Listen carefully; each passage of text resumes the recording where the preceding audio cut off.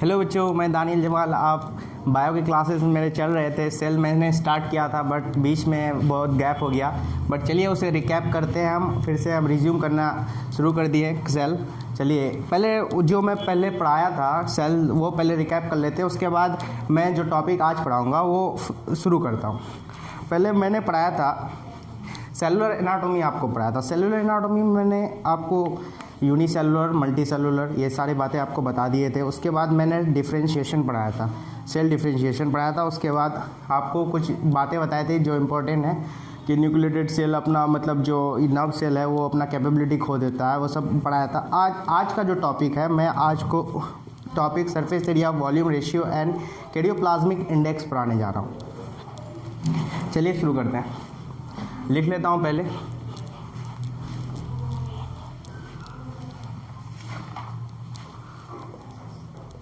Topic लिखना ज़रूरी है, आप भी लिख लें।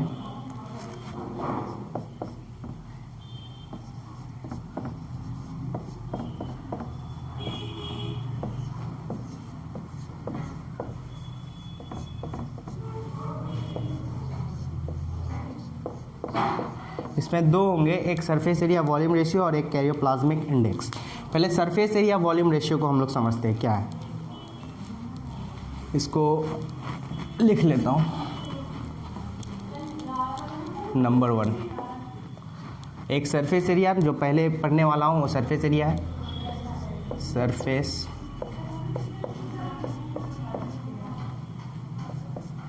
Area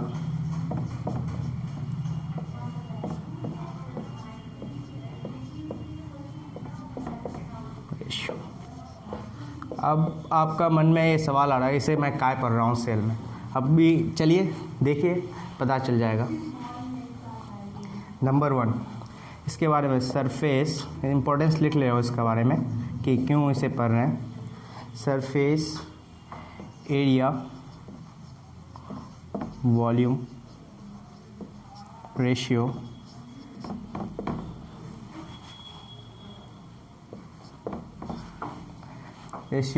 determines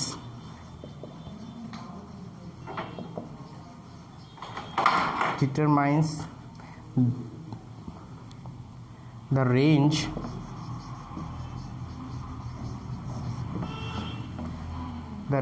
of control on cellular activities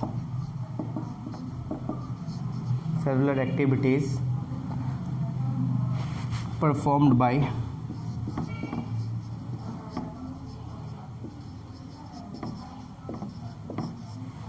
nucleus.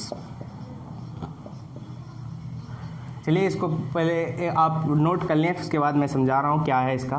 Surface area volume ratio determine the range of control on the cellular activity perform by nucleus. Nucleus आप लोग अभी नहीं पढ़े हैं, बट नेक्स्ट लेक्चर में हम लोग न्यूक्लियस से स्टार्ट करने वाले हैं। उसके जो सेल ऑर्गेनल्स है सेल के वो ही पढ़ूंगा, बट पहले इसको देख लीजिए कि surface area volume ratio determine the range on the control of the cellular activities perform by the nucleus. इसको हम एक एग्जाम्पल लेके समझते हैं, जो आप नोट कर लिए होंगे, उम्मीद है। नहीं किए हैं अगर तो पॉज कर लीजिए, उसके बाद नोट कर लीजिए। देखिए जो मैंने लिखा, अब इसको पहला केस लेके समझते हैं। फर्स्ट केस लेके हम सेल को एक क्यूब लेके समझते हैं। क्यूब पढ़े होंगे ना, मैथ में पढ़े होंगे। सरफेस एरिया वॉल्यूम आप लोग मैथ्स में भी है, मैथ्स का ही है, पढ़े होंगे। चलिए एक क्यूब है, इसका जो यूनिट मतलब ये जो यूनिट है उसको हम ए मान लिए, 1 यूनिट मान लिए। ए इज इक्वल टू 1, सब तरफ 1 है, 1 का यूनिट है। चलिए अब इसको सरफेस एरिया इसका निकालते हैं। सरफेस एरिया क्या होता है, फॉर्मूला पता ही होगा, नहीं पता है तो देख लीजिए। 6a², तो क्या हो जाएगा, ए का वैल्यू मेरा 1 है, 6 × 1 का स्क्वायर, फिर 6 ही आया, देखिए इसमें आपका सरफेस एरिया कितना आया इस वाले क्यूब का, जिसका ये जो साइड्स लिए हैं वो 1 यूनिट लिए हैं, 6 आया। अब इसका मैं वॉल्यूम निकालता हूँ। वॉल्यूम क्या है क्यूब का? ए क्यूब। तो क्या होगा, ए का वैल्यू 1 लिए हैं, 1 क्यूब इज इक्वल टू 1 ही हुआ। तो अब इन दोनों का रेशियो देखिए क्या है। अब का रेशियो यहाँ लिख देता हूँ। रेशियो जो आया वो आया 6:1, सरफेस एरिया वॉल्यूम रेशियो आपका 6:, इस केस में आपका 6:1, जिसमें हम जो साइड्स के जो लेंथ मतलब लेंथ जो लिए हैं 1 यूनिट लिए। अब उसको सेकंड केस लेके समझते हैं इसको।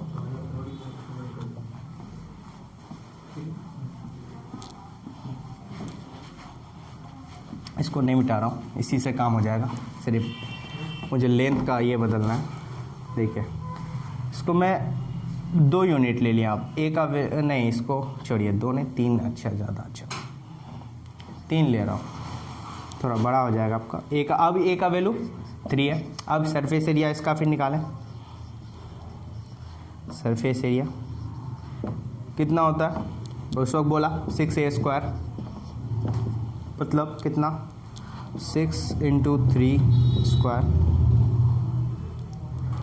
दैट इज 54 है। अब इसका वॉल्यूम निकालता हूँ। वॉल्यूम ए कितना था, ए क्यूब, ए का वैल्यू 3, तो कितना आ गया, ए 3 है ना, 3 क्यूब दैट इज़ 27। अब इसका रेशियो, उस वक्त रेशियो उसका भी निकाला था फर्स्ट केस का, यहाँ सेकंड केस, सॉरी आप सेकंड केस कर दीजिएगा, मैं फर्स्ट केस ही रखा था।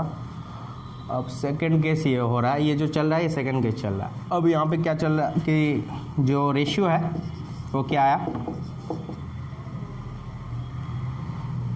तो मेरा 54:27, तो 1:3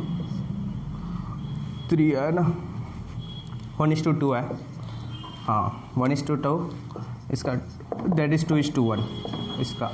अब देखिए ये क्यों करना पड़ा, मैं इसे क्यों लिख रहा हूँ, ये एग्जाम्पल का क्यों लिया हूँ मैं, सेल को एक क्यूब क्यों माना हूँ। अब इसको देखिए, दोनों का पहला वाला का ये निकल गया था, रेशियो मेरा कितना आया था, इसका रेशियो कितना है।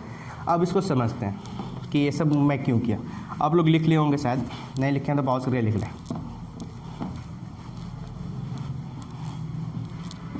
ठंड काफ़ी है इसलिए हाथ थोड़ा काँप रहा है। चलिए, इससे जो मैं अभी वो जो क्यूब का जो ये भी एग्जांपल देके समझाया उसको समझे तक कि उसे मैंने क्यों किया, अब आपको समझ में आ जाएगा। पहले लिख लेता हूँ उसका समझाना। With the increase in the size of the cell, देखें सेल का साइज बढ़ता, सरफेस एरिया वॉल्यूम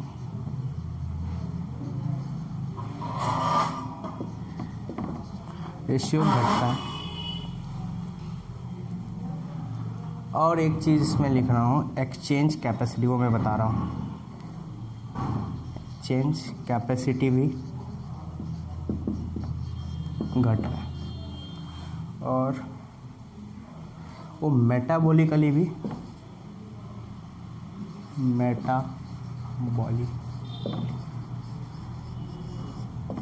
देखिए। अब उन दोनों में मैं क्या देखा था, पहले मैं जो सेल लिया था उसका जो लेंथ लिया था सबका क्यूब, क्योंकि सेल को मैंने क्यूब माना था बट वो क्यूब का होता नहीं है, क्यूब शेप का, उसको एज्यूम किया था एक विजुअलाइज करने के लिए, उसे मैंने लिया था।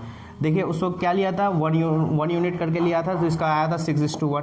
फिर 3 यूनिट लिया, 6:1 आया उस वक्त। फिर 3 यूनिट लिया था तो इसका आया था आपका 2:1 आया था।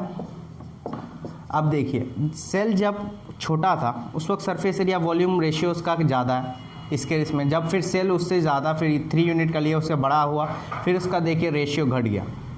इससे यही बात बताता है सेल जैसे जैसे बढ़ता है उसका सरफेस एरिया वॉल्यूम रेशियो घटता है। इससे मतलब इसको एरो को ऐसे दिखाने का मतलब बढ़ रहा है, ऐसे दिखाने का मतलब घट रहा है। जैसे सेल बढ़ रहा है वैसे सरफेस एरिया वॉल्यूम रेशियो घट रहा है। फिर एक्सचेंज कैपेसिटी भी घट रहा है, मेटाबॉलिकली घट रहा है। और एक्सचेंज के आप शायद ये लिख लिए होंगे, एक्सचेंज कैपेसिटी का एक सेंटेंस लिखा रहा हूँ मैं, आप वो नोट कर लीजिए। चलिए ये नोट कर लिए होंगे, नहीं किए तो पॉज करके कर लीजिए।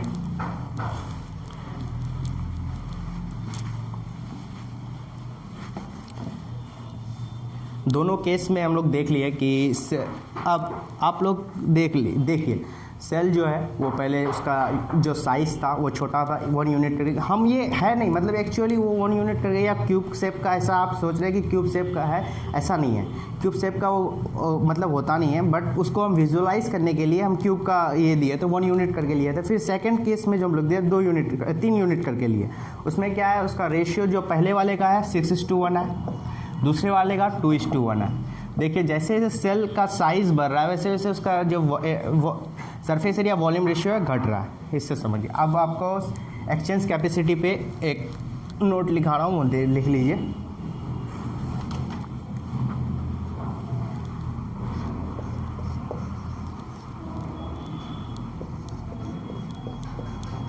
उम्मीद है आप लोगों को समझ आया होंगे।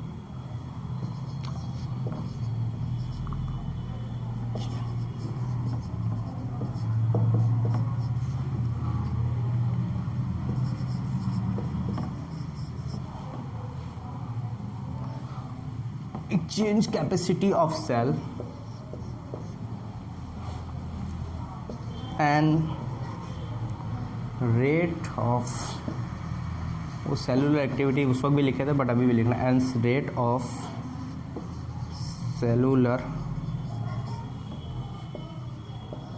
एक्टिविटी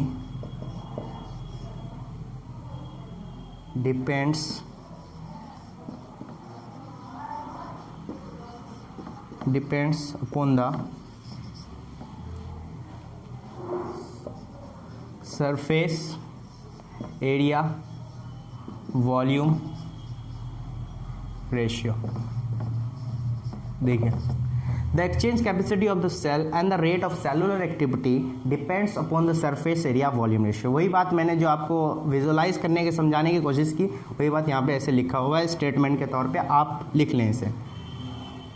चलिए आपका मन में ये सवाल आता होगा कि ये मतलब इस सेल में हम इसे पढ़ते क्यों आता ही होगा, क्योंकि कोई चीज़ भी पढ़ते हैं तो कुछ ना कुछ उसका कारण होता है। हाँ तो बता दूं कि सरफेस एरिया वॉल्यूम रेशियो इसलिए बढ़ते हैं, जैसे सेल का साइज़ बढ़ता है ना, सेल में डिफ्यूजन होता है, एक्सचेंज ऑफ मटेरियल पर है ना, एक्सचेंज ऑफ सब्सटेंस वो होता है। जैसे जैसे अब सेल का ग्रोथ हो रहा है, एक्सचेंज ऑफ सब्सटेंस का मतलब वैसे वैसे वो कम हो रहा है। अगर सेल अगर वो ना हो, सरफेस एरिया वॉल्यूम रेशियो अगर हम लोग ना पढ़े या ना हो वो प्रोसेस हमारे इसमें अगर इसमें ना हो तो क्या होगा कि वो जो वेस्ट मटेरियल है वो जमा हो जाएगा, उसकी वजह से उसमें पॉइजनिंग होगा, और जो सेल है वो डेड होने लगेगा। इसलिए नेचर ने सब चीज़ को अच्छे से ऑर्गेनाइज कर दिया है, जिसे हम लोग अभी पढ़ रहे हैं अच्छे से। आप लोग को उम्मीद है समझ आया होगा। अब नेक्स्ट जो हम लोग पढ़ने वाले हैं वो है आपका karyoplasmic index number 2। Surface area volume ratio हो गया, अब कैरियोप्लाज्मिक इंडेक्स।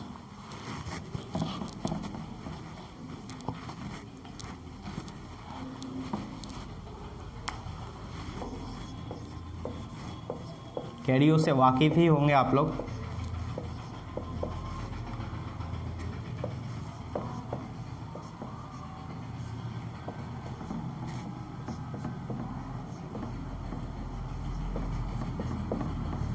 उम्मीद है आप लोग को दिख रहा होगा, नहीं दिख रहा है एक बार चेक कर लूँ। जी दिख रहा है। चलिए कैरियोप्लाज्मिक इंडेक्स, अब इसमें क्या पढ़ना है ये भी आप लोग का। कैरियो मतलब क्या समझते हैं, न्यूक्लियस के बारे में बात होगी इसमें, न्यूक्लियस के बारे में। प्लाज्मिक है, उसके बाद इंडेक्स। चलिए इसमें पढ़ते हैं। इट इज़ द, ये इट है, कंफ्यूज ना करें, सॉरी अच्छे से it is the ratio of nucleus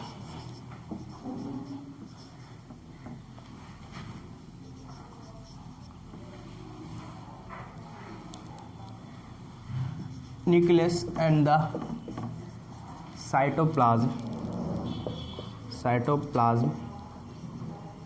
of the cell. क्या है कैरियोप्लाज्मिक इंडेक्स? क्या है? It is a ratio of nucleus and the cytoplasm of the cell. That is, अब इसको मैं इस पे लिख रहा हूँ, that is karyoplasmic index, K I, that is represent karyoplasmic index. क्या है? It is a ratio of nucleus volume, that यहाँ मतलब मेनली इसका वॉल्यूम ऑफ न्यूक्लियस के बारे में बात हो रही है। इसको लिख लें, आप लोग कंफ्यूज ना करें। यहाँ पे वॉल्यूम ऑफ साइटोप्लाज्म के बारे में बात, वॉल्यूम ऑफ न्यूक्लियस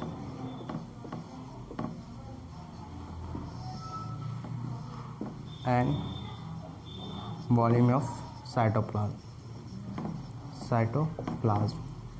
क्या karyoplasmic index equal to volume of nucleus over volume of cytoplasm. Ratio के बारे में बताए क्योंकि it is the ratio of volume of nucleus and the volume of cytoplasm of the cell. पहले इसे note कर लें, फिर आगे बढ़ते हैं हम लोग।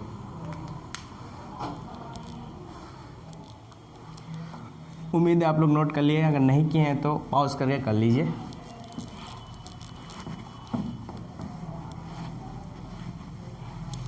चलिए इसको समझते हैं। उसमें जो मैंने उसमें भी 2 केसेस लिए थे, इसमें भी 2 केस मैं ले रहा हूँ आपको समझाने के लिए। फर्स्ट केस,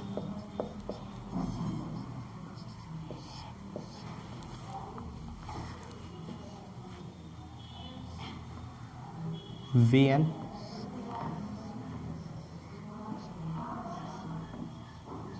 देखिए,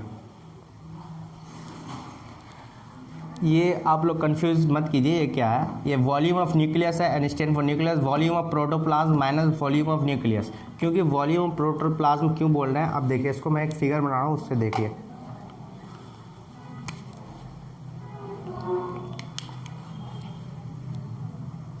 ये एक सेल है,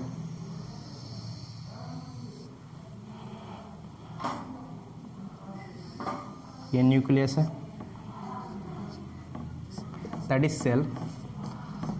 Not basically it is the shape this which I make, it is exactly this like, but to visualize this I am making ये जो है ये न्यूक्लियर प्लाज्म है इसके अंदर, और ये आपका साइटोप्लाज्म, मतलब पूरा ये साइटोप्लाज्म है, और ये पूरे को हम लोग प्रोटोप्लाज्म कहते हैं। ये साइटोप्लाज्म न्यूक्लियर प्लाज्म पूरे को मिला के हम प्रोटोप्लाज्म कहते हैं। अब इसमें क्या है कि हमको वॉल्यूम ऑफ साइटोप्लाज्म चाहिए, इसलिए हमको वॉल्यूम ऑफ प्रोटोप्लाज्म, इस पूरे का volume minus volume of nucleus अगर करेंगे तो ये पूरा आ जाएगा। यही चीज़ यहाँ पे कहा गया है।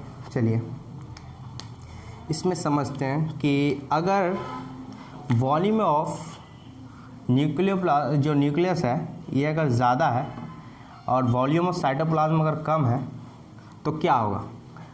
वॉल्यूम ऑफ न्यूक्लियस ज़्यादा है, वॉल्यूम ऑफ साइटोप्लाज्म कम है, तो इसको देखिए। जो कैरियोप्लाज्मिक इंडेक्स है, sorry,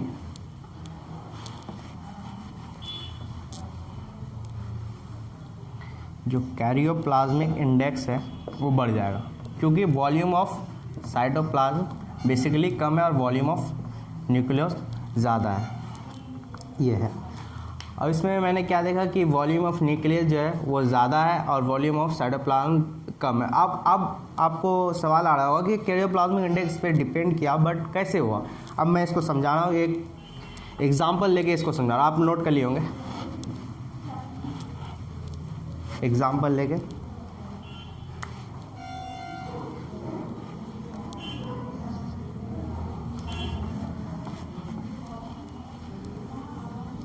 one example, first case का एग्जाम्पल लेके समझाओ। One man has a capacity to control 10 classes. That is basically one man, that is teacher only asking, I want to say 10 classes, but he or she had given to control only one class, that is देखिए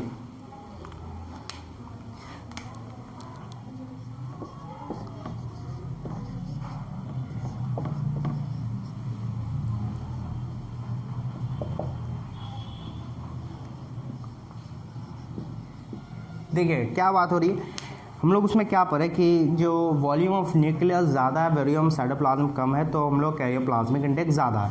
तो इसमें क्या एक आदमी है, उसको एक teacher, basically एक टीचर की बात हो रही है, तो उसको 10 क्लास कंट्रोल करने का कैपेसिटी है उसमें, बट उससे अगर एक ही क्लास के कंट्रोल करने बोला जाए तो वो आराम से कर सकता है। वैसे हम लोग जानते हैं nucleus is the control centre of the cell, ये है बेसिकली।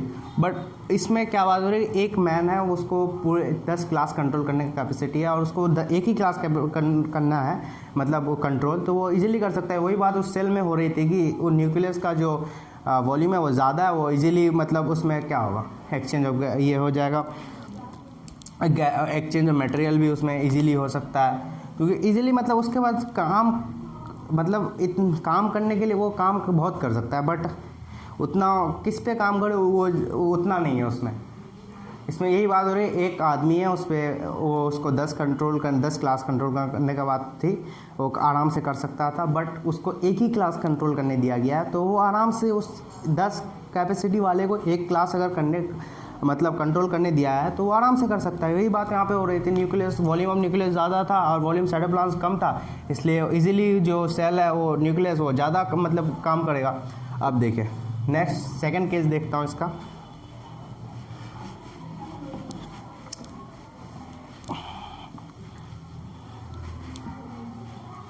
हाँ, तो आपका सवाल आ रहा होगा कि जो वॉल्यूम ऑफ न्यूक्लियस ज़्यादा है तो वो क्या काम करे, उसको कंक्लूजन उसका लिख लेता हूँ मैं।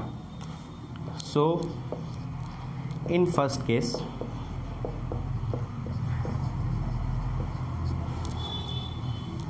We see that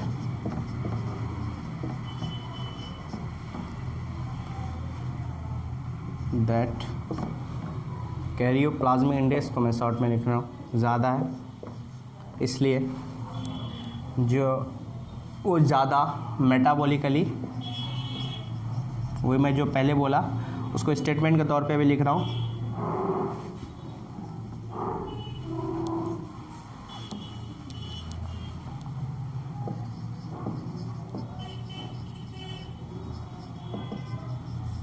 active.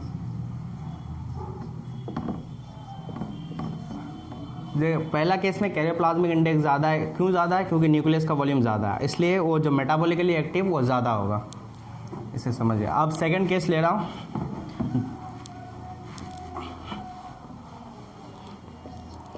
उसका फर्स्ट केस देख लिया मैंने, अब सेकंड केस दे रहा हूँ।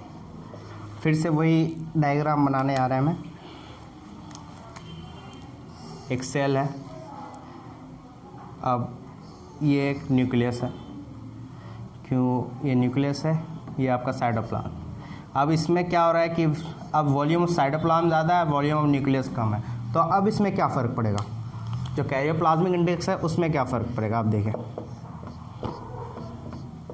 Volume of nucleus, volume of protoplasm minus volume of nucleus. अब इस पर क्या, अब क्या है, वॉल्यूम ऑफ साइटोप्लाज्म ज़्यादा है, तो कैरियोप्लाज्मिक इंडेक्स ऑटोमेटिकली कम हो जाएगा। अब इसको भी एक एग्जाम्पल, हाँ क्या हुआ कि वॉल्यूम ऑफ न्यूक्लियस उसमें ज़्यादा था बट इसमें कम है, और वॉल्यूम ऑफ साइटोप्लाज्म उसमें कम था, इसमें बट ज़्यादा है, तो इसलिए जो कैरियोप्लाज्मिक इंडेक्स है उसमें क्या इफेक्ट पड़ा कि वो जो कैरियोप्लाज्मिक इंडेक्स घट गया, क्योंकि वॉल्यूम ऑफ साइटोप्लाज्म ज़्यादा था इसमें। अब चलिए नोट कर लिए होंगे उम्मीद है, उसमें जो एग्ज़ाम्पल लेके देखा वो इसमें भी देखता हूँ। उसमें example for second case, sorry,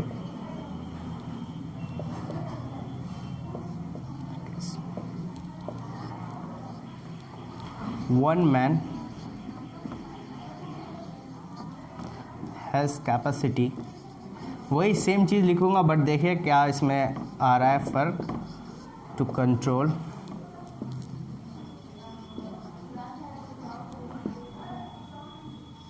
one class.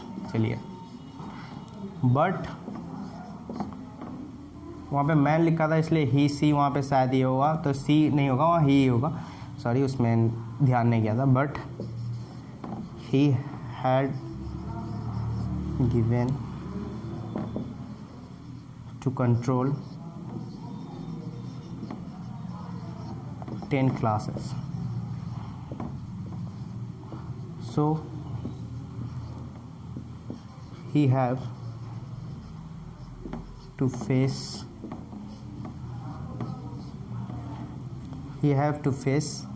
difficulty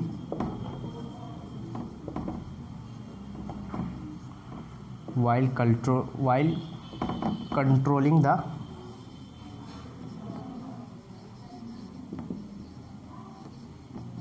class. क्या इसमें वन मैन, एक आदमी, यहाँ पे पढ़ लेता हूँ, पहले स्टेटमेंट पढ़ लेता हूँ। One man has the capacity one man has capacity of controlling one class but he had given to control 10 classes, so he have to face difficulty while controlling the classes। देखिए एक आदमी है, उसमें क्या एक बंदा था, उसमें उस बंदे को 10 क्लास का कंट्रोल करने का कैपेसिटी था, बट वो उसे एक ही क्लास दिया गया था कि आसानी से वो कंट्रोल कर रहा था। बट इसमें क्या हो रहा है, उसके एक बंदा है, उसमें उसे सिर्फ एक ही क्लास कंट्रोल करने का कैपेसिटी है, बट उसे 10 क्लास बोल रहा है कि 10 क्लास आपको कंट्रोल करना है, तो इसलिए उसको डिफ़िकल्ट हो रहा है क्योंकि उसका कैपेसिटी है 1 क्लास कंट्रोल करने का। इसी में क्या हो रहा है कि वॉल्यूम ऑफ जो साइटोप्लाज्म्स था वो ज़्यादा था इसमें, तो इसलिए अब इसको समझते हैं। वही सेम बातें, थोड़ा आप ध्यान से लेक्चर को सुने, आपको अच्छे से समझ आएगा, और ऐसे इतने अच्छे से आपको कहीं और समझ में भी नहीं आएगा। शायद आप समझ भी सकते हैं, पढ़ लीजिए अच्छे से। अगर समझ लिए आप तो बहुत अच्छी बात है, क्लास 11th में भी आपका ये बहुत काम देने वाला है, तो जब सेल पढ़िएगा। उसमें कंक्लूजन लिखा था, सो इन second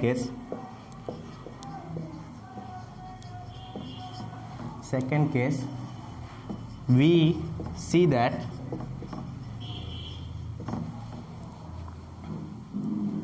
सेल का जो कैरियोप्लाज्मिक इंडेक्स है वो घट गया, इसलिए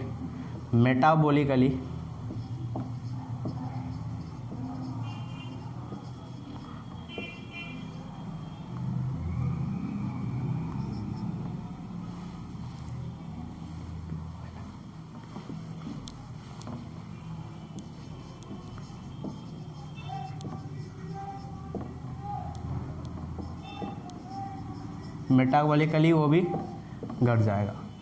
इसलिए मतलब क्या, in second case we see that the cell will karyoplasmic index घट गया, इसलिए मेटाबॉलिकली वो घट गया।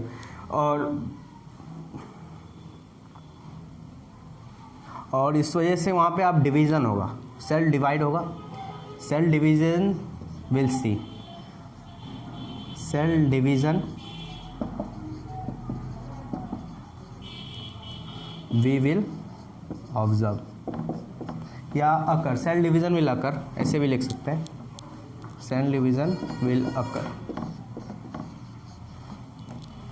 तो और सेल डिवीज़न होगा वो माइटोसिस होगा, माइटोसिस। अब आपका आ गया है सेल डिवीज़न,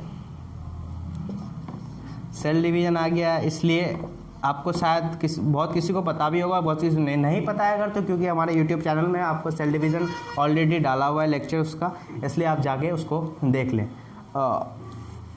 अच्छे से, बहुत अच्छे से रिकॉर्ड किया गया सेल डिवीज़न का पूरा, आपको पूरे अच्छे से आप समझ सकते हैं उसमें सेल डिवीज़न क्या है। अगर नहीं, आपको और भी कोई दिक्कत आ रहे हैं इस लेक्चर में, या आपको कोई भी दिक्कत हुआ, आज मैंने जो पढ़ाया आपको उसमें कोई भी दिक्कत आई या कुछ भी हुआ, तो आप मुझे कमेंट सेक्शन में आप ये कीजिए, कमेंट कीजिए, मैं जल्द से जल्द उसको रिजॉल्व करने की कोशिश करूँगा। आपको आज का लेक्चर कैसा लगा वो भी बताइए, और वीडियो को शेयर कीजिए, लाइक कीजिए, हमें मोटिवेशन बहुत मिलता है, इसलिए चलिए, thank you, have a nice day.